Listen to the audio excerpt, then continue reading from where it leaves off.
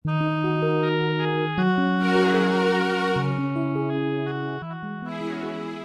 जी का खालसा वाहिगुरु जी की फतेह। गुरु प्यारी साध संगत जी, पंजाबी नेशन ते तुहाडा स्वागत है। तो अज का यह खास प्रोग्राम जिहड़ा कि असीं आउण वाले दिनां दे विच लड़ीवार तुहाडे वास्ते लैके आवांगे और इहदे विच असीं गलबात करन जा रहे हां साडे इलाके दे शान पर दुनिया भर दे रहबरी पुरुष पूर्ण ब्रह्म ਗਿਆਨੀ संत बाबा हज़ारा सिंह जी।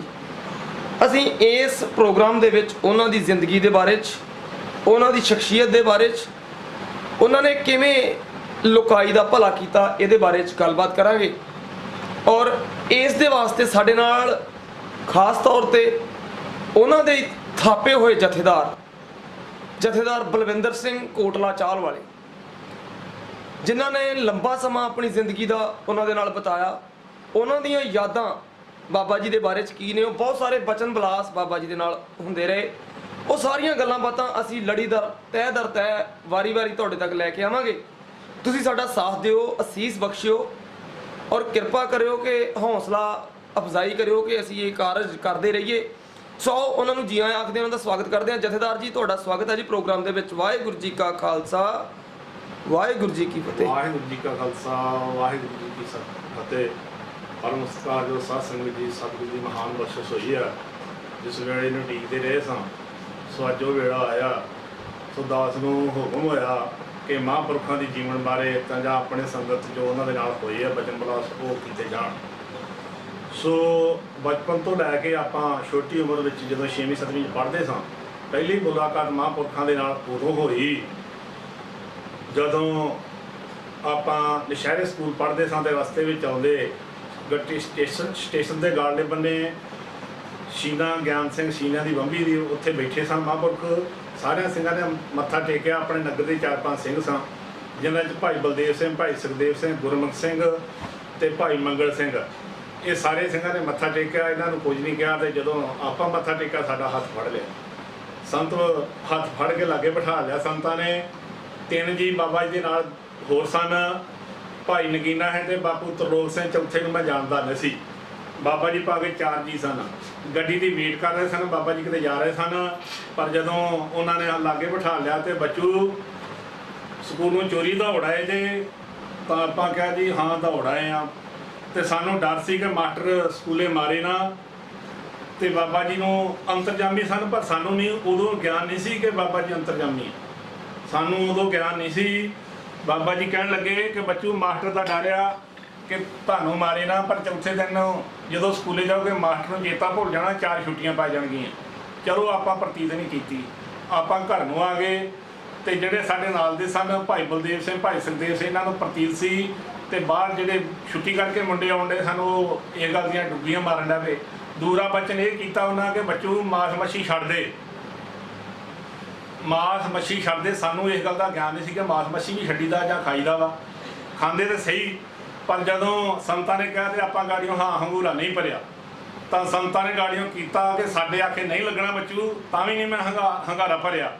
ਬਾਬਾ ਜੀ ਨੇ ਤੀਸਰੀ ਵਾਰੀ ਬਚਨ ਕੀਤਾ, ਚੰਗਾ ਬੱਚੂ 2 ਸਾਲ ਖਾ ਲਾ ਤੇ 2 ਸਾਲ ਤੇਰਾ ਕੋਟਾ ਪੂਰਾ ਹੋ ਜਾਊਗਾ। ਤੇ 2 ਸਾਲਾਂ ਬਾਅਦ ਆਪਾਂ ਤੈਨੂੰ ਨਹੀਂ ਮਰਨਾ, ਤੂੰ ਸਾਨੂੰ ਆਪ ਮਿਲੇਗਾ। ਤੇ ਆਪਾਂ 7 ਵਜਨ ਕਹਿ ਕੇ ਆ ਗਏ, ਪਰ ਪ੍ਰਤੀਤ ਨਹੀਂ ਕੀਤੀ ਕਿ ਸਾਧੂ ਵੀ ਇਹੋ ਜਿਹੇ ਹੁੰਦੇ ਸਨ ਕਿ ਸਾਧੂਆਂ ਨੇ ਤੇ ਖੱਦਰ ਦਾ ਬਾਣਾ ਪਾਇਆ ਸੀ। ਤੇ ਉਹਨਾਂ ਦਿਨਾਂ ਵਿੱਚ ਸਾਡੇ ਬਜ਼ੁਰਗ, ਸਾਡੇ ਬਾਪੂ ਜੀ ਵੀ ਖੱਦਰ ਹੀ ਪਾਉਂਦੇ ਹੁੰਦੇ ਸਨ। ਤੇ ਆਮ ਬਜ਼ੁਰਗਾਂ ਦਾ ਸੁਭਾਅ ਵਰਗਾ ਉਹਨਾਂ ਦਾ ਸੁਭਾਅ ਸੀਗਾ। ਆਪਾਂ ਆ ਗਏ। ਜਦੋਂ 2 ਸਾਲ ਪੂਰੇ ਹੋਏ ਤਾਂ ਸੰਤਾਂ ਨੇ ਬਖਸ਼ਿਸ਼ ਕੀਤੀ ਕਿ ਆਪਣੇ ਪਿੰਡ ਦੀ ਢਾਬ ਜਿਹੜੀ ਘੁੰਮਣਾ ਵਾਲੇ ਪਾਸੇ ਸੀ, ਇੱਥੇ ਮੱਛੀਆਂ ਫੜ ਰਹੇ ਸਾਂ। ਤੇ ਸਾਡੇ ਭਾਗ ਜਾਗਣੇ ਸੀ। ਮੱਛੀਆਂ ਫੜਦਿਆਂ ਅਸੀਂ ਫਤਿਹ ਬੁਲਾਤੀ ਕਿ ਅੱਜ ਦੀ ਦਿਹਾੜੀ ਆ, ਮੁੜ ਕੇ ਖੀਜੀ ਸਮਾਂ ਆਪਾਂ ਮਾਸ ਮੱਛੀ ਨਹੀਂ ਖਾਣਾ ਤੇ ਸਾਧੂਆਂ ਦੇ ਚਰਨਾਂ 'ਚ ਲੱਗ ਜਾਣਾ। ਪਰ ਉਹ ਪੂਰਬਲਾ ਅੰਕਰ ਜਾਗਣਾ ਸੀਗਾ। ਸਤਿਗੁਰੂ ਦੀ ਮਿਹਰ ਹੋਣੀ ਜੀ। ਪਰਿਵਾਰ ਜਿਹੜਾ ਇਹੋ ਜਿਹਾ ਸੀ ਕਿ ਜਿਹੜਾ ਮਾਸ ਮੱਛੀ ਖਾ ਕੇ ਖੁਸ਼ ਸੀ ਤੇ ਲੜਾਈਆਂ ਝਗੜੇ ਕਰਕੇ ਖੁਸ਼ ਸੀ। ਸਾਡੇ ਚਾਚੇ ਤਾਇਆਂ ਨੇ, ਬਜ਼ੁਰਗਾਂ ਨੇ ਸਾਥ ਨਹੀਂ ਦਿੱਤਾ। ਥੋੜ੍ਹਾ ਜਿਹਾ ਸਾਡੇ ਪਾਪਾ ਜੀ ਨੇ ਕਿਹਾ ਕਿ ਚਲੋ ਇੱਕ ਬੰਦਾ ਨਿਕਲਦਾ ਤੇ ਨਿਕਲ ਦੋ। ਆਪਾਂ ਕੁਝ ਵਾਅਦਾ ਕੀਤਾ ਕਿ ਆਪਾਂ ਮਾਸ ਮੱਛੀ ਨਹੀਂ ਖਾਣਾ ਤੇ ਫੇਰ ਆਪਾਂ ਡੇਰੇ ਜਾਣਾ। ਤੇ ਡੇਰੇ ਕਿਉਂਕਿ ਮਹਾਂਪੁਰਖਾਂ ਦੇ ਬਾਰੇ ਸੁਣੀਦਾ ਸੀਗਾ ਕਿ ਮਹਾਂਪੁਰਖ ਪੂਰਨ ਨੇ, ਜੋ ਕਹਿਣ ਉਹ ਹੁੰਦਾ ਵਾ। ਬ੍ਰਹਮ ਗਿਆਨੀ ਨੇ, ਬੁਝਾਰਤਾਂ ਸੁਣੀ ਦੀਆਂ, ਪਰ ਬਚਪਨ ਹੋਣ ਕਾਰਨ ਆਪਾਂ ਨੂੰ ਨਹੀਂ ਸੀ ਗਿਆ।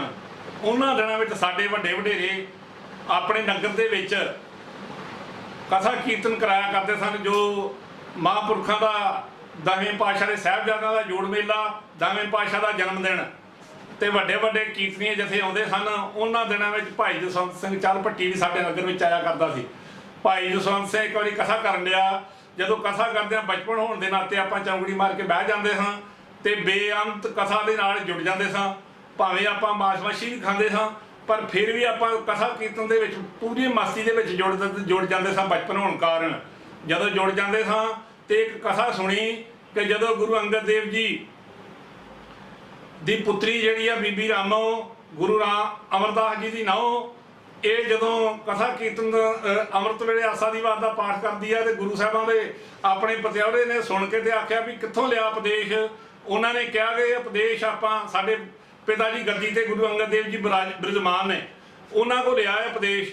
ਸੋ ਉਹਨਾਂ ਨੇ ਆਖਿਆ ਚਲੋ ਸਾਨੂੰ ਵੀ ਦਰਸ਼ਨ ਕਰਾਓ। ਜਦੋਂ ਗੁਰੂ ਅੰਗਦ ਦੇਵ ਜੀ ਦੇ ਕੋਲ ਗੁਰੂ ਅਮਰਦਾਸ ਜੀ ਘੋੜੀ ਤੇ ਚੜ੍ਹ ਕੇ ਜਾਣ ਡਏ ਨੇ, ਪਹਿਲਾਂ ਤੇ ਮਨ 'ਚ ਸੋਚਿਆ ਕਿ ਜੇ ਗੁਰੂ ਹੋਊ ਪੂਰਾ ਤੇ ਸਾਨੂੰ ਗਾੜੀਆਂ ਦੀ ਲੈਣ ਆਊ। ਇਹ ਭਾਈ ਚੱਲ ਭੱਟੀਏ ਜਸਵੰਤ ਸਿੰਘ ਨੇ ਕਥਾ ਕੀਤੀ, ਸਾਡੇ ਜ਼ਿਲ੍ਹੇ ਦੇ ਨੇ, ਇਹ ਵੇਲੇ ਚੱਲ ਵਸੇ ਨੇ, ਪਰ ਉਹਨਾਂ ਦੀ ਕਥਾ ਜਿਹੜੀ ਆ ਹਾਲੇ ਵੀ ਸਾਨੂੰ ਯਾਦ ਆ। ਜਦੋਂ ਉਹਨਾਂ ਨੇ ਇਹ ਬਚਨ ਕੀਤਾ ਤੇ ਗੁਰੂ ਸਾਹਿਬ ਗਾੜੀਆਂ ਦੀ ਗਏ ਤੇ ਘੋੜੀ ਫੜ ਲਈ, ਪਰ ਉਹਨਾਂ ਨੇ ਮਨ 'ਚ ਸੋਚਿਆ ਕਿ ਉਤਰੇ ਸੈਰ ਸਪੱਟੇ ਵਾਸਤੇ ਆਏ ਆ। ਜਦੋਂ ਫਿਰ ਇਹ ਮਨ ਦੇ ਵਿੱਚ ਘਿਰਨਾ ਆ ਗਈ ਵੀ ਇਹਨਾਂ ਨੂੰ ਅੰਤਰਜਾਮੀ ਨਹੀਂ, ਇਹ ਸੈਰ ਸਪੱਟੇ ਵਾਸਤੇ ਆਏ ਆ। ਦੂਸਰੀ ਵਾਰ ਜਦੋਂ ਉੱਥੇ ਜਾ ਕੇ ਬਹਿ ਗਿਆ, ਕਹਿੰਦੇ ਲੰਗਰ ਵਰਤਣ ਲੱਗਾ ਕਿ ਜੇ ਲੰਗਰ ਵਰਤਾਉਣ ਲੱਗੇ ਆ ਤੇ ਜੇ ਗੁਰੂ ਪੂਰਾ ਹੋਊਗਾ ਤੇ ਸਾਨੂੰ ਲੰਗਰ ਆਪ ਛਕਾਓ। ਜਦੋਂ ਗੁਰੂ ਅੰਗਦ ਦੇਵ ਜੀ ਲੰਗਰ ਦੇ ਵਿੱਚ ਪੰਗਤ ਲੱਗੀ ਆ ਤੇ ਗੁਰੂ ਅਮਰਦਾਸ ਜੀ ਬਹਿ ਗਏ ਨੇ ਤੇ ਗੁਰੂ ਅੰਗਦ ਦੇਵ ਜੀ ਜਾ ਕੇ ਆਪ ਲੰਗਰ ਵਰਤਾਉਣ ਲੱਗੇ ਆ। ਫਿਰ ਉਹ ਮੱਛੀ ਦੀ ਨਿਆਈ ਤੜਫੇ ਨੇ ਕਿ ਸਾਨੂੰ ਇਹ ਗੁਰੂ ਪੂਰਾ ਵਾ ਤੇ ਇਹ ਸਾਨੂੰ ਉਪਦੇਸ਼ ਦੇਵੇ ਤੇ ਫਿਰ ਸਾਡਾ ਪਰਉਪਕਾਰ ਜਿਹੜਾ ਭਲਾ ਹੋਊਗਾ। ਇਸ ਕਰਕੇ ਸਾਡੇ ਮਨ ਦੇ ਵਿੱਚ ਇਹ ਗੱਲ ਘਰ ਕਰ ਗਈ। ਬਚਪਨ ਦੇ ਹੋਣ ਦੇ ਨਾਤੇ ਆਪਾਂ ਵੀ ਸੋਚਿਆ ਕਿ ਆਪਾਂ ਜਿਹੜੇ ਵੀ ਸਾਧੂ ਕੋਲ ਜਾਂ ਜਿੱਥੋਂ ਵੀ ਆਪਾਂ ਗੁਰਮਰਜ਼ਾਦਾ ਲੈਣੀ ਆ ਤੇ ਪੂਰਨ ਹੋਊ ਸਾਧੂ ਤੇ ਫਿਰ ਉਹਦੇ ਕੋਲ ਲੈਣੀ ਆ, ਨਹੀਂ ਤੇ ਨਹੀਂ ਲੈਣੀ, ਪਰਖਣਾ ਉਹਨਾਂ ਨੂੰ। ਸੋ ਬਚਪਨ ਹੋਣ ਦੇ ਨਾਤੇ ਮੁੜ ਕੇ ਬਾਅਦ ਵਿੱਚ ਆਪਾਂ ਸੰਤਾਂ ਦੇ ਕੋਲ ਜਾਣਾ ਸ਼ੁਰੂ ਕਰ ਦਿੱਤਾ। ਪਰ ਆਪਾਂ ਨੇ ਕੀ ਕਰਨਾ, ਸੰਤਾਂ ਦੇ ਸਨਮੁਖ ਨਹੀਂ ਹੋਣਾ। ਆਪਾਂ ਖੂਹ ਦੇ ਉੱਤੋਂ ਪਾਣੀ ਕੱਢਣਾ। ਸੰਗਤ ਨੂੰ ਯਾਦ ਰਵੇ ਕਿ ਬਾਬਾ ਜੀ ਦਾ ਡੇਰਾ ਜਿਹੜਾ ਸੀ ਉਹਨਾਂ ਦਿਨਾਂ ਵਿੱਚ ਕੱਚਾ ਸੀਗਾ, ਜਿਹਨੂੰ ਦੋਵੇਂ ਪਾਸੇ ਦੱਖਣ ਤੇ ਪੂਰਬ ਵੱਲ ਦਿਸ਼ਾ ਵੱਲ ਉਹਨਾਂ ਦੇ ਦਰਵਾਜ਼ੇ ਸਨ ਤੇ ਕੱਚਾ ਡੇਰਾ ਸੀ, ਜਿਹਦੀਆਂ ਨੀਹਾਂ ਜਿਹੜੀਆਂ ਕੱਚੀਆਂ ਬਹੁਤ ਭਾਰੀਆਂ ਸਨ ਤੇ ਦੋਵੇਂ ਪਾਸੇ ਮੂੰਹ ਰੱਖੇ ਸਨ।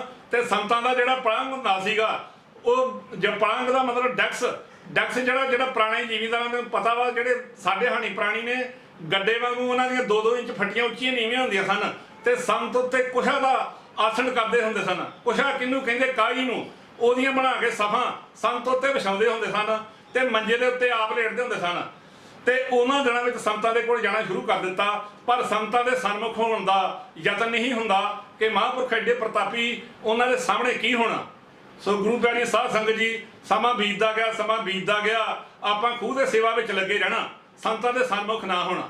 ਪਰ ਜਦੋਂ ਗੁਰਸਿੱਖਾਂ ਨੇ ਪਿਆਰ ਪਾਣੇ, ਗੁਰਸਿੱਖਾਂ ਨੇ ਸੰਤਾਂ ਦੇ ਸਨਮੁਖ ਹੋਣਾ ਤੇ ਬੜੇ ਬਚਨਰਾਸ ਕਰਨੇ, ਕਈ ਵਾਰੀ ਸਾਡੇ ਮਨ ਵਿੱਚ ਵੀ ਆਉਣੀ, ਕੋਈ ਸਾਡੇ ਨਾਲ ਵੀ ਕੋਈ ਇਹੋ ਜਿਹਾ ਭਾਗ ਜਾਗੂਗਾ ਜਦੋਂ ਸੰਤਾਂ ਦੇ ਸਨਮੁਖ ਹੋ ਕੇ ਕੋਈ ਬਚਨ ਕਰਾਂਗੇ ਜਾਂ ਉਹਨਾਂ ਦੇ ਮੁਖੋਂ ਕੋਈ ਸੁਣਾਂਗੇ।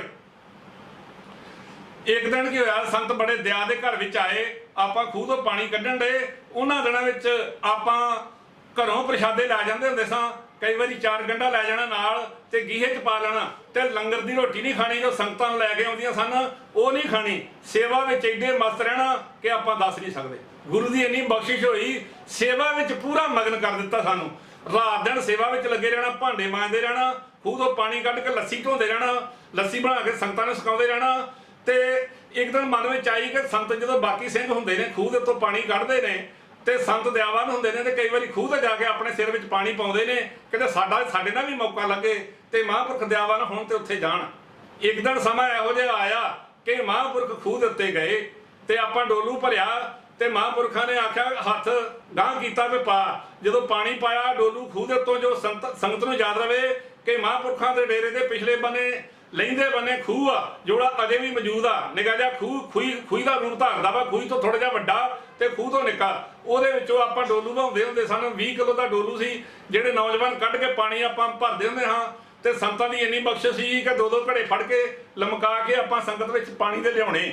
ਉੱਥੇ ਮਹਾਂਪੁਰਖ ਗਏ ਤੇ ਜਦੋਂ ਗਏ ਤੇ ਪਾਣੀ ਉਹਨਾਂ ਨੇ ਪਾ ਕੇ ਇਸ਼ਨਾਨ ਪਾਣੀ ਕਰਕੇ ਤੇ ਥੋੜਾ ਜਿਹਾ ਪਿਛਾਂਹ ਹੋ ਕੇ ਆਖੇ ਬੱਚੂ ਮੰਗ ਕੀ ਮੰਗਣਾ ਤੇ ਸਾਨੂੰ ਕੁਝ ਮੰਗਣਾ ਨਾ ਆਵੇ। ਇੱਕ ਵਾਰੀ ਭਜਨ ਕੀਤਾ ਮੰਗ ਤੇ ਮੈਂ ਚੁੱਪ ਕਰ ਲਿਆ, ਦੂਜੀ ਵਾਰੀ ਭਜਨ ਕੀਤਾ ਮੰਗ ਫਿਰ ਵੀ ਮੈਂ ਚੁੱਪ ਕਰ ਲਿਆ, ਤੀਜੀ ਵਾਰੀ ਮੈਂ ਉਹਨਾਂ ਭਜਨ ਕੀਤਾ ਬੱਚੂ ਕੀ ਮੰਗਣਾ? ਮੈਂ ਕਿਹਾ ਜੀ ਮੈਨੂੰ ਕੋਈ ਰਹਿਣ ਵਾਲੀ ਚੀਜ਼ ਦਿਓ ਜਿਹੜੀ ਸੰਸਾਰ ਵਿੱਚ ਜੁਗੋ ਜੁਗ ਅਟਲ ਰਵੇ, ਜਿਹਦਾ ਨਾਂ ਰਵੇ ਸੰਸਾਰ ਵਿੱਚ। ਆਂਦੇ ਬੱਚੂ ਤੈਨੂੰ ਗੁਰਬਾਣੀ ਦਿੱਤੀ, ਜਪਜੀ ਸਾਹਿਬ ਦਾ ਪਾਠ ਪੜਿਆ ਕਰੋ ਤੇ ਗੁਟਕੇ ਲਿਆ ਕੇ ਦਰਬਾਰ ਉੱਤੋਂ ਬਟਾਲਿਓ ਕੰਨ ਸਾਹਿਬੋਂ ਗੁਟਕਾ ਲਾਗੇ ਦੁਕਾਨ ਆ ਉੱਥੋਂ ਮਿਲ ਜਾ ਕਰੂਗਾ, ਤੇ ਬਾਬੇ ਦੇ ਵਿਆਹ ਤੇ ਜਾਇਓ ਤੇ 100 ਰੁਪਏ ਦਾ ਗੁਟਕਾ ਮਿਲ ਜੂਗਾ, ਉਹ ਲੈ ਕੇ ਤੇ ਪਾਠ ਪੜਿਆ ਕਰੋ। ਮੈਂ ਕਿਹਾ ਜੀ ਮੈਨੂੰ ਪੜ੍ਹਨਾ ਨਹੀਂ ਆਉਂਦਾ। ਆਂਦੇ ਨਹੀਂ ਪੜ੍ਹਨਾ ਆਉਂਦਾ। ਮੈਂ ਕਿਹਾ ਜੀ ਮੈਨੂੰ ਘੱਟ ਪੜ੍ਹਨਾ ਆਉਂਦਾ। ਕਹਿੰਦੇ ਲਿਆਓ ਹੌਲੀ ਹੌਲੀ ਫਿਰ ਆਪੇ ਪੜ੍ਹਨ ਦੀ ਜਾਚ ਆ ਜੂਗੀ। ਚਲੋ ਦਿਆਵਾਨ ਹੋਏ, ਆਪਾਂ ਗੁਟਕਾ ਲਿਆਂਦਾ ਤੇ ਜਦੋਂ ਡੇਰੇ ਆਇਆ ਕਰਨਾ ਤੇ ਪੜ੍ਹਨੋਂ ਮਤਲਬ 9ਵੀਂ 'ਚ ਆਪਾਂ ਦਾਖਲ ਹੋ ਗਏ ਸੀ। ਤੇ ਇੱਕ ਦਿਨ ਸੰਤਾਂ ਨੇ ਪੁੱਛਿਆ ਬੱਚੂ ਕਿੰਨੀ 'ਚ ਪੜ੍ਹਦਾ? ਮੈਂ ਕਿਹਾ ਜੀ 8 ਪਾਸ ਆ ਤੇ 9ਵੀਂ 'ਚ ਮੈਂ ਦਾਖਲ ਹੋ ਗਿਆ ਪਰ ਮੈਨੂੰ ਆਉਂਦਾ ਕੁਝ ਨਹੀਂਗਾ। ਤੇ ਕਹਿੰਦੇ ਉੱਥੇ ਦਾਖਲ ਹੋ ਗਿਆ? ਮੈਂ ਕਿਹਾ ਜੀ ਸਕੂਲੇ ਦਾਖਲ ਹੋ ਗਿਆ। ਕਹਿੰਦੇ ਬੱਚੂ ਦਾਖਲ ਤੈਨੂੰ ਇੱਥੇ ਵੀ ਕਰ ਲਿਆ ਜੀ, ਜੀ ਕਰਦਾ ਯਾਰ ਸਾਡੀ ਪੜ੍ਹਾਈ ਕਰ ਤੇ ਜੀ ਕਰਦਾ ਜੀ ਉਹ ਕਰ। ਤੇ ਮੇਰੇ ਮਨ ਵਿੱਚ ਆਈ ਕਿ ਚਲੋ ਇਹਨਾਂ ਦੀ ਪੜ੍ਹਾਈ ਕਰ ਲੈਂਦੇ ਆ। ਮੈਂ ਫਿਰ ਮਹਾਂਪੁਰਖਾਂ ਦਾ ਭਜਨ ਕਰਕੇ ਆਂਦੇ ਬੱਚੂ ਅਸੀਂ ਤੈਨੂੰ ਦਾਖਲ ਕਰ ਲਿਆ ਵਾ। ਤੇ ਸਕੂਲੋਂ ਫਿਰ ਆਪਾਂ ਨੂੰ ਉਹਨਾਂ ਨੇ ਹਟਾ ਲਿਆ। ਚਲੋ ਸਮਾਂ ਬੀਤਦਾ ਗਿਆ, ਸੰਤਾਂ ਦੀ ਬਖਸ਼ਿਸ਼ ਹੋਈ, ਸੇਵਾ ਵਿੱਚ ਰੁੱਝੇ ਰਹੇ। ਜਦੋਂ ਸੇਵਾ ਵਿੱਚ ਰੁੱਝੇ ਰਹੇ ਤੇ ਮੁੜ ਕੇ ਸੰਤਾਂ ਦੇ ਮਨ ਸਾਡੇ ਮਨ ਵਿੱਚ ਇੱਕ ਦਿਨ ਆਈ ਕਿ ਸੰਤ ਵੇਖੀਏ ਭਲਾ ਪੂਰੇ ਆ ਕਿ ਅਧੂਰੇ ਆ। ਸਾਡੀ ਮਾਤਾ ਨੇ ਕਹਿਣਾ ਕਿ ਸੰਤਾਂ ਦੇ ਕੋਲ ਜਦੋਂ ਜਾਣਾ ਹੁੰਦਾ ਵਾ ਤੇ ਸੇਵਾ ਭਾਵਨਾ ਕਰਿਆ ਕਰ, ਸਿੱਧਾ ਹੋ ਕੇ ਤੇ ਬਾਣੀ ਪੜਿਆ ਕਰ। ਪਰ ਜਦੋਂ ਇੱਕ ਦਿਨ ਬਾਬਾ ਜੀ ਦੇ ਕੋਲ ਗੱਪਾਂ ਗਏ ਤੇ ਬਾਬਾ ਜੀ ਕਹਿੰਦੇ ਬੱਚੂ ਇਸ ਤਰ੍ਹਾਂ ਕਰੋ, ਸੰਥਿਆ ਲਓ ਕਿਤੋਂ। ਸੰਥਿਆ ਦਾ ਮਤਲਬ ਹੁੰਦਾ ਸੀ ਕਿ ਪਾਠੀ ਸਿੰਘ ਕੋ ਜਾ ਕੇ ਗੁਰਬਾਣੀ ਦੀ ਸੰਥਿਆ ਲੈਣੀ। ਨਗਰਾਂ ਦੇ ਵਿੱਚ ਉਹਨਾਂ ਦਿਨਾਂ ਵਿੱਚ ਪੁਣਸ਼ੀਏ ਹੁੰਦੇ ਸਨ। ਉਹਨਾਂ ਦਿਨਾਂ ਵਿੱਚ ਸਾਡੇ ਨਗਰ ਵਿੱਚ ਵੀ ਇੱਕ ਪੁਣਸ਼ੀਆ ਗ੍ਰੰਥੀ ਸਿੰਘ ਸੀਗਾ।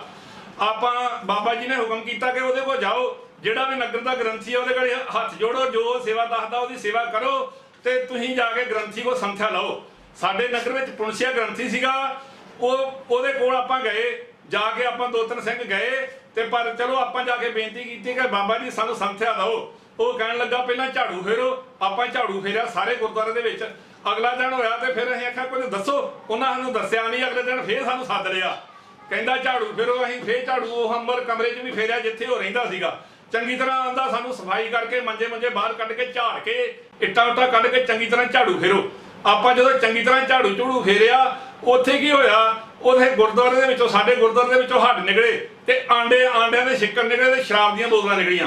ਬੜਾ ਮਨ ਨੂੰ ਦੁੱਖ ਹੋਇਆ ਕਿ ਗੁਰੂ ਘਰ ਵਿੱਚ ਜਾ ਕੇ ਇਹ ਚੀਜ਼ਾਂ ਛੱਡਣੀਆਂ ਨਹੀਂ ਤੇ ਇਹੋ ਚੀਜ਼ਾਂ ਇੱਥੇ ਇਹ ਖਾਂਦਾ ਵਾ ਤੇ ਇਹਦੇ ਕੋਲ ਸੰਥਿਆ ਕੀ ਲੈਣੀ ਹੈ। ਸਵੇਰੇ ਬਾਬਾ ਜੀ ਨੂੰ ਜਾ ਕੇ ਦੱਸਣਾ। ਬਾਬਾ ਜੀ ਬ੍ਰਹਮ ਗਿਆਨੀ ਸਨ। ਜਦੋਂ ਆਪਾਂ ਨੇ ਧੜਕ ਹੋ ਕੇ ਜਾ ਕੇ ਭਜਨ ਕੀਤਾ, ਬਾਬਾ ਜੀ ਗੁਰਦੁਆਰੇ ਦਾ ਗ੍ਰੰਥੀ ਜਿਹੜਾ ਉਹਨੇ ਸਾਨੂੰ ਝਾੜੂ ਫੇਰਨ ਵਾਲੋਂ ਕਿਹਾ ਸੀ ਤੇ ਸਾਡੇ ਗੁਰਦੁਆਰੇ ਵਿੱਚੋਂ ਹੱਡ ਵੀ ਨਿਕਲੇ ਆ, ਕੁੱਕੜਾਂ ਦੇ ਬੱਕਰੀਆਂ ਦੀਆਂ ਹੱਡੀਆਂ ਨਿਕਲੀਆਂ ਜਿਹੜੀਆਂ ਉਹਨੇ ਖਾਧੀਆਂ ਨੇ, ਆਂਡਿਆਂ ਦੇ ਸਿੱਕੜ ਨਿਕਲੇ ਆ ਤੇ ਬੋਤਲਾਂ ਖਾਲੀ ਨਿਕਲੀਆਂ ਨੇ। ਆਪਾਂ ਸਾਰੀਆਂ ਬਾਹਰ ਛੁੱਟ ਦਿੱਤੀਆਂ ਤੇ ਅਸੀਂ ਉਹਦੇ ਕੋਲ ਸੰਥਿਆ ਕਿਸ ਤਰ੍ਹਾਂ ਲਈਏ, ਤੁਸੀਂ ਬਖਸ਼ਿਸ਼ ਕਰੋ, ਦੱਸੋ ਫਿਰ ਲਈਏ ਕਿ ਨਾ ਲਈਏ। ਬਾਬਾ ਜੀ ਹੁਕਮ ਕਰਨ ਲੱਗੇ ਬੱਚੂ ਜਿਸ ਤਰ੍ਹਾਂ 10ਵੇਂ ਪਾਤਸ਼ਾਹ ਨੇ ਮਸੰਦ ਫੂਕ ਦਿੱਤੇ ਸੀ ਇਸ ਤਰ੍ਹਾਂ ਹੀ ਇਹ ਜਿਹੜੇ ਗ੍ਰੰਥੀ ਜਿਹੜੇ ਗੁਰਦੁਆਰੇ 'ਚ ਖਾਂਦੇ ਵੀ ਫੂਕ ਦੇਣੇ ਚਾਹੀਦੇ ਆ ਤੇ ਇਹਨੂੰ ਰਹਿਣ ਨਹੀਂ ਦੇਣਾ ਚਾਹੀਦਾ ਗੁਰਦੁਆਰੇ 'ਚ। ਉਹਨਾਂ ਦਿਨਾਂ ਵਿੱਚ ਸਾਡੀ ਉਮਰ ਤਕਰੀਬਨ 8ਵੀਂ 'ਚੋਂ ਪੜ੍ਹ ਕੇ 9ਵੀਂ 'ਚ 8 ਤੇ 5 13 14 15 ਸਾਲ ਦੀ ਹੋਊਗੀ।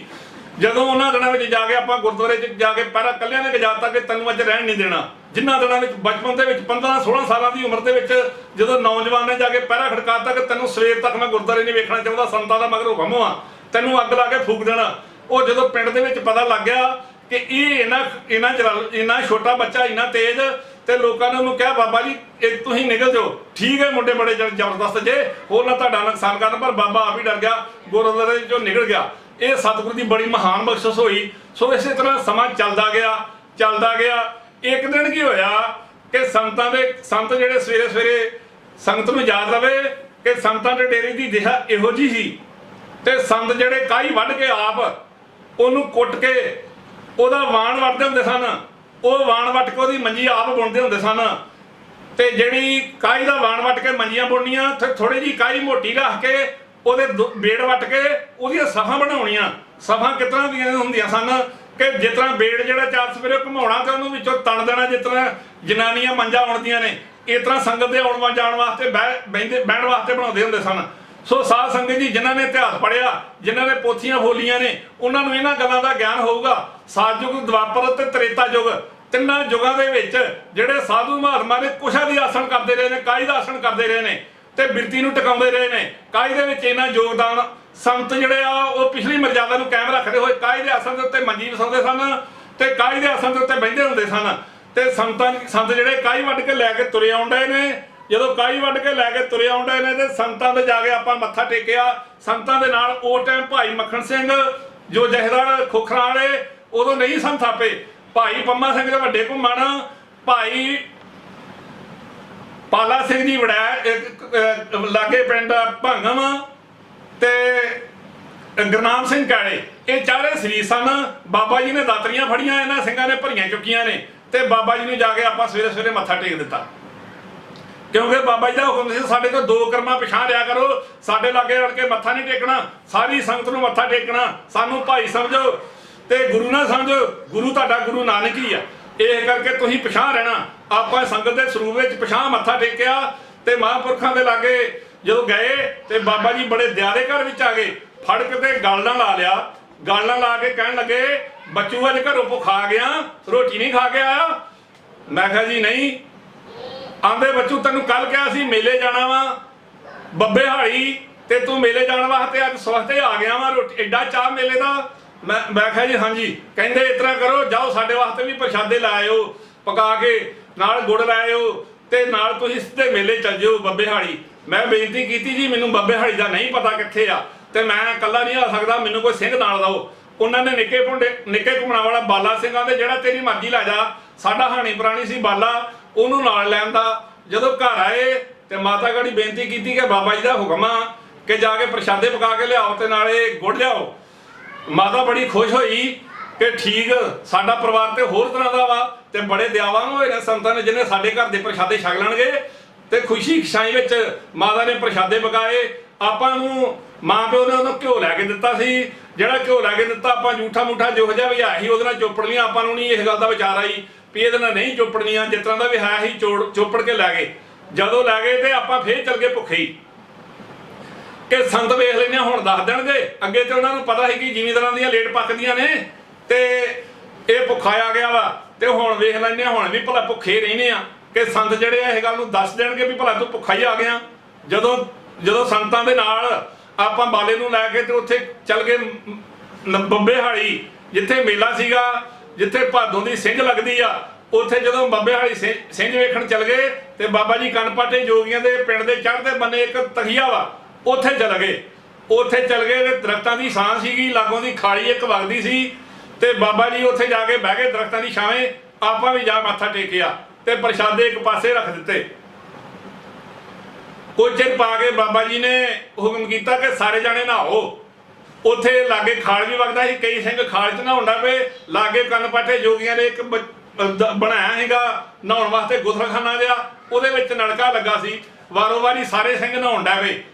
ਸਾਡੇ ਮਨ ਵਿੱਚ ਆਈ ਕਿ ਆਪਾਂ ਨਲਕਾ ਘੇੜਨੇ ਆ ਤੇ ਬਾਬਾ ਜੀ ਇੱਥੇ ਆਉਣ ਤੇ ਫੇਰ ਗੱਲ ਵਾ। ਪਹਿਲਾਂ ਸੰਗਤ ਦੀ ਸੇਵਾ ਵਿੱਚ ਰੁੱਝੇ ਰਹੇ, ਪਾਣੀ ਜਿਹੜਾ ਸੰਗਤ ਨਹਾਉਂਦੀ ਰਹੀ। ਜਦੋਂ ਨਲਕਾ ਲੱਗੇ ਬਾਬਾ ਜੀ ਆਉਣ ਲੱਗੇ ਤੇ ਜਿਹੜੇ ਜੀ ਸਾਡੇ ਤੋਂ ਵੱਡੇ ਸਿੰਘ ਸੀਗੇ ਉਹ ਸਾਨੂੰ ਕਹਿਣ ਲੱਗੇ ਪਰਾਂ ਹੋ ਜਾਓ ਆਪਾਂ ਘੇੜਦੇ ਆ। ਬਾਬਾ ਜੀ ਕਹਿਣ ਲੱਗੇ ਬਾਵੇ ਨੂੰ ਘੇੜਨ ਦੋ। ਉਹ ਜੋ ਮਰਜ਼ੀ ਕਹਿ ਦਿੰਦੇ ਸਨ, ਕਿਸੇ ਨੂੰ ਬਾਵਾ ਕਹਿ ਦੇਣਾ, ਮਿੱਟੀ ਦਾ ਬਾਵੇ ਨੂੰ ਘੇੜਨ ਦੋ, ਚੰਗਾ ਘੇੜੂਗਾ। ਜਦੋਂ ਘੇੜਨ ਡਾਵੇ ਤੇ ਸੰਗਤ ਨੂੰ ਉਧਰ ਹੁਕਮ ਲਾਗੂ ਕਰ ਦਿੱਤਾ ਕਿ ਪ੍ਰਸ਼ਾਦੇ ਵੰਡ ਦਿੱਤੇ ਆ। ਸੰਗਤ ਨੇ ਪ੍ਰਸ਼ਾਦੇ ਵੰਡ ਦਿੱਤੇ ਤੇ ਬਾਬਾ ਜੀ ਨੇ ਸਾਡੇ ਵੱਲ ਇਸ਼ਾਰਾ ਕਰਕੇ ਵੇਖਿਆ, ਕਹਿੰਦੇ ਇਸ ਬਾਵੇ ਨੂੰ ਪ੍ਰਸ਼ਾਦਾ ਦਿੱਤਾ ਤੇ ਸੰਗਤ ਆਖਣ ਲੱਗੀ ਜੀ ਇਹਨੂੰ ਦਿੱਤਾ। ਉਹ ਟਾਈਮ ਮੈਨੂੰ ਅੱਜ ਵੀ ਚੇਤਾ ਵਾ, ਡਾਕਟਰ ਸਿਵ ਸਿੰਘ ਇਹ ਗਾੜੀ ਪ੍ਰਸ਼ਾਦੇ ਵੰਡਦਾ ਵਾ ਤੇ ਭਾਈ ਜੱਸਾ ਸਿੰਘ ਨਿੱਕੇ ਘੁੰਮਣਾ ਵਾਲਾ ਗਾੜੀ ਮਗਰ ਗੁੜ ਵੰਡਦਾ। ਇਹਨਾਂ ਦੋਵਾਂ ਨੂੰ ਬਾਬਾ ਜੀ ਨੇ ਸੱਦ ਲਿਆ, ਕਹਿੰਦੇ ਇਹਨੂੰ ਪ੍ਰਸ਼ਾਦਾ ਦਿੱਤਾ। ਕਹਿੰਦੇ ਜੀ ਇਹ ਤੇ ਆਂਦਾ ਮੈਨੂੰ ਬੜਾ ਆਨੰਦ ਆ। ਜਦੋਂ ਬਾਬਾ ਜੀ ਨੇ ਇਸ ਤਰ੍ਹਾਂ 2 ਵਾਰੀ ਕਿਹਾ ਜੀ ਇਹ ਆਂਦਾ ਬੜਾ ਆਨੰਦ ਆ, ਕਹਿੰਦੇ ਗਾਲ ਕੱਢ ਕੇ ਕਹਿੰਦੇ ਧੀਆ ਆਂਦਾ ਬੜਾ ਆਨੰਦ ਆ ਤੇ ਸਵੇਰ ਦਾ ਭੁੱਖਾ ਹੀ ਆ, ਇਹਨੇ ਖਾਧਾ ਕੱਖ ਨਹੀਂ ਸਵੇਰ ਦਾ। ਉਹ ਮੈਂ ਤੇ ਹੈਰਾਨ ਹੋ ਗਿਆ ਕਿ ਇਹਨਾਂ ਨੂੰ ਕਿਤਨਾ ਪਤਾ ਲੱਗਿਆ ਵੀ ਘਰੋਂ ਨਹੀਂ ਖਾ ਕੇ ਨਹੀਂ ਆਇਆ। ਚਲੋ ਸਾਡੀ ਪ੍ਰਤੀਤ ਜਿਹੜੀ ਹੋਰ ਵਧਣੀ ਸ਼ੁਰੂ ਹੋ ਗਈ, ਕਿਉਂਕਿ ਬਚਪਨ ਵਿੱਚ ਇਹੋ ਜਿਹੀਆਂ ਗੱਲਾਂ ਵੇਖੀ ਦੀਆਂ। ਜਦੋਂ ਇਹੋ ਜਿਹੀਆਂ ਗੱਲਾਂ ਵੇਖੀਆਂ ਤੇ ਮਹਾਂਪੁਰਖਾਂ ਨੇ ਹੋਰ ਪ੍ਰਤੀਤ ਵਧੀ। ਪਰ ਸੰਤ ਦਇਆ ਦੇ ਘਰ ਵਿੱਚ ਆਏ, ਕਹਿਣ ਲੱਗੇ ਪ੍ਰਸ਼ਾਦੇ ਮੁੱਕ ਗਏ ਆ। ਸੰਗਤ ਆਖਣ ਲੱਗੀ ਹਾਂਜੀ ਪ੍ਰਸ਼ਾਦੇ ਮਸਤਾਨੇ ਹੋ ਗਏ ਆ। ਬਾਬਾ ਜੀ ਆਖਣ ਲੱਗੇ ਗੁੜ, ਕਹਿੰਦੇ ਗੁੜ ਹੈਗਾ, ਕਹਿੰਦੇ ਸਾਡੇ ਲਾਗੇ ਲਿਆਓ। ਜਦੋਂ ਬਾਬਾ ਜੀ ਨੇ ਗੁੜ ਲਾਗੇ ਸੱਦਿਆ ਰਖਾ ਲਿਆ ਤੇ 2.5 ਮੁੱਠਾਂ ਗੁੜ ਦੀਆਂ ਭਰੀਆਂ। ਹੁਣ ਬਾਬਾ ਜੀ ਦਾ ਹੱਥ ਵੀ ਵਾਵਾ ਵੱਡਾ ਸੀ, 2.5 ਮੁੱਠਾਂ ਗੁੜ ਦੀਆਂ ਭਰ ਕੇ ਸਾਨੂੰ ਕਹਿੰਦੇ ਝੋਲੀ ਕਰ। ਜਦੋਂ ਝੋਲੀ ਗਾੜੀ ਅੱਡੀ ਤੇ 2.5 ਮੁੱਠਾਂ ਗੁੜ ਦੀਆਂ ਦੇ ਕੇ ਤੇ ਕਹਿਣ ਲੱਗੇ ਬੱਚੂ ਪਰਾਂ ਹੋ ਕੇ ਫੱਕਾ ਮਾਰ ਲੈ ਸੰਗਤ ਤੋਂ। ਉਹ ਫੱਕਾ ਮਾਰ ਲਿਆ ਤੇ ਕਹਿੰਦੇ ਸੂਏ ਦਾ ਪਾਣੀ ਪੀ ਲੈ, ਲਾਗੋ ਖਾਲੀ ਚੋਂ ਪਾਣੀ ਵਗਦਾ ਸੀ। ਉਹਨਾਂ ਦਿਨਾਂ ਵਿੱਚ ਕੋਈ ਵਿਚਾਰ ਨਹੀਂ ਸੀ ਕਰਦਾ। ਅੱਜ ਆਪਾਂ ਕਈ ਕੁਝ ਕਰਦੇ ਆ ਪਾਣੀ ਨੂੰ ਪੀਣ ਵਾਸਤੇ, ਪਰ ਉਹਨਾਂ ਦਾ ਵਜਨ ਮੰਨਦੇ ਹੋਏ ਆਪਾਂ ਛੱਪੜਾਂ ਦਾ ਪਾਣੀ ਵੀ ਉਹਨਾਂ ਦੇ ਹੁਕਮ ਸਦਕਾ ਪੀਂਦੇ ਰਹੇ। ਪਰ ਉਸ ਟਾਈਮ ਖਾਲੀ ਚੋਂ ਪਾਣੀ ਪੀ ਲਿਆ, ਆਪਾਂ ਨਿਹਾਲੋ